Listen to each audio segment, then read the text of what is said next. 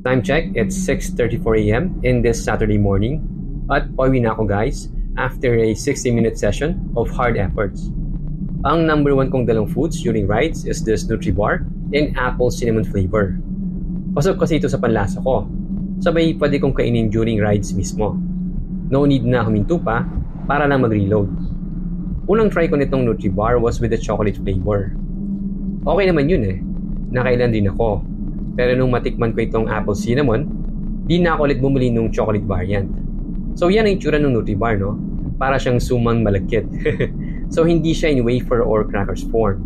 Which is perfect kasi sa form na malagkit, iwas sa mid ito habang kinakain, habang pumipedal. So perfect, di ba? At naobserbahan nyo, hindi rin ito nagiging pira-piraso. Pahirapan kasi kumain kapag ganoon eh.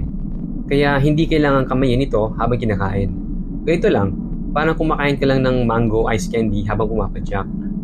Laban naman sa mainit na araw, hindi ito natutunaw parang Toblerone. Kaya buo pa rin ito, even on a hot day. Sa rides na tulad nito, 50 kilometers, may dala ako isa nitong Nutribar. Tapos may Skyflakes rin ako at Bebeto. Plus of course yung dalawang water bottles ko. So yan yung fuel ko for this ride. Mula naman sa bahay, nakapagkape na ako around 4:15 a.m. earlier. Ganyan yung fueling routine ko when it comes to my rides. Iwas ako sa heavy meals kasi in my experience, na-realize ko na hindi naman kailangan. Usually in under 90 seconds, mauubos yun na itong Nutribar. Mas mabilis if medyo gutom na. And of course mga kabadyak, huwag itatapon sa kalsada yung mga wrapper ng mga pinagkainan, okay? Very small effort lang yung involved para ibusa yung mga wrapper na yan, tapos later nyo na itapon sa pinakamalapit na basurahan.